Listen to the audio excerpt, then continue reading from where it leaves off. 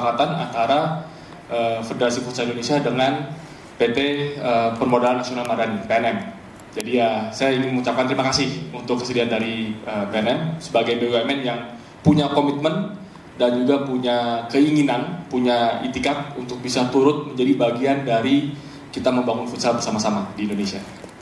Dan di kesempatan ini juga saya mau menyampaikan kepada teman-teman rekan media bahwa kami dari Federasi juga mengambil satu kebijakan terobosan bahwa terhitung dari musim ini kita memiliki operator liga. Operator liga, saya rasa nanti mungkin ada kesempatan dari operator liga untuk bisa menjelaskan kali. Saya kurang tahu nanti radionya seperti apa. Jadi operator liga kita bernama Kompetisi Futsal Indonesia, dan itu terhitung musim ini akan punya otoritas untuk menjalankan liga. Harapannya apa? Agar ada pemisahan antara regulator dan operator. Nah, ini mungkin model yang sudah dilakukan di cabang-cabang olahraga lain ya, seperti di sepak bola ada liga, PT liganya, kemudian di basket juga sama gitu. Jadi hal ini juga memudahkan kita untuk kolaborasi. Jadi kolaborasi itu bukan hanya dari kacamata federasi dengan swasta, dalam hal ini ada sponsor-sponsor mau masuk untuk liga, untuk timnas misalkan.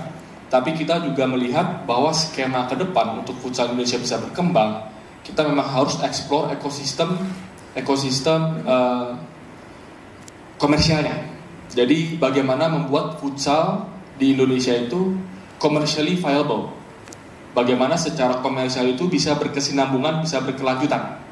Dan ini kita lihat model yang potensial sekali untuk dikembangkan ke depan, supaya nanti bukan hanya di level timnas, bahkan ke liga dan turunannya, kelompok usia dan seterusnya, kita membuka bagi pihak-pihak swasta untuk turut bekerja sama.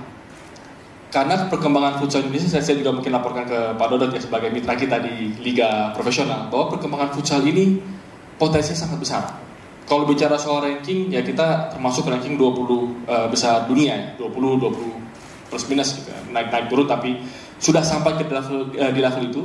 Prestasi kita di internasional juga terus membaik. Tapi lebih penting daripada itu adalah kita bahkan sudah mulai mengembangkan timnas kelompok usia. Saat ini sekarang kita melakukan deteksi talent detection istilah kita. Talent detection untuk atlet-atlet futsal usia 19 tahun ke bawah. Karena kita sedang mempersiapkan timnas U19 untuk nanti berkompetisi di AFF dan juga timnas U16 yang putra. Tapi yang putri juga mungkin tahun depan kita sudah akan punya ya untuk timnas kelompok usianya. Jadi ini juga pengembangan yang luar biasa saya lihat antusiasme di bawah, bahwa banyak sekali atlet-atlet muda yang melihat bahwa futsal ini adalah suatu jenjang karir. Bahwa kalau kita bisa bermain dengan baik, mungkin di level sekolah, ikut kompetisi pelajar, tapi lebih dari itu, bahwa bisa juga ikut seleksi menjadi timnas. Jadi piramida futsalnya kita mulai tata kembali dari paling bawah, bicara soal kompetisi pelajar, kerjasama dengan banyak pihak, kita ada talent detection untuk U16, U19, dan sekarang di level mahasiswanya juga, di level mahasiswanya sudah ada beberapa kompetisi futsal. Setidaknya ada 3 kompetisi futsal mahasiswa yang skalanya nasional, yang berjalan terhitung dari tahun ini. Dan kita tentu terus ajak kerjasama dengan kita di federasi ya. Kemudian kita bicara ke liga profesionalnya, baik itu Liga Nusantara, rencana juga nanti akan ada Liga 2 di awal tahun depan, dan ke liga paling tinggi. Nah, ini adalah liga futsal profesional kita, kasta paling tinggi di Liga Futsal Indonesia. Dan kita kerjasama dengan PNM untuk itu.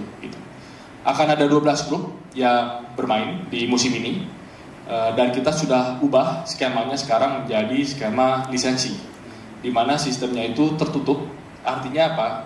Artinya tidak ada degradasi karena kita mau mendorong supaya klub-klub ada kepastian, sehingga para pemilik klub dan swasta melihat, saya sekarang ada kepastian berinvestasi di klub-klub profesional futsal. Karena kalau sebelum-sebelumnya kita melihat ada klub-klub yang sudah di Liga Pro, tapi mungkin baru 1 tahun baru naik dari Liga Nusantara ke Liga Pro, tapi di musim tersebut ya mungkin kurang beruntung gitu, sehingga terdegradasi dan tidak terdengar lagi. Nah, ini hal-hal yang kita lihat akan menyulitkan kita untuk membangun ekosistem jangka panjang. Tapi dengan sistem liga yang kita mulai di musim ini, kita membuat sistem ini lebih ada kepastian untuk para owner klub dan juga swasta berani berinvestasi, mengembangkan klubnya lebih baik lagi, karena kita bicara investasi yang bahkan bisa ke jangka menengah dan juga jangka panjang. Jadi ini hal-hal yang saya ingin sampaikan kepada teman-teman semua, hal-hal yang terus dilakukan oleh Federasi Futsal, khususnya dalam kita mengembangkan liga.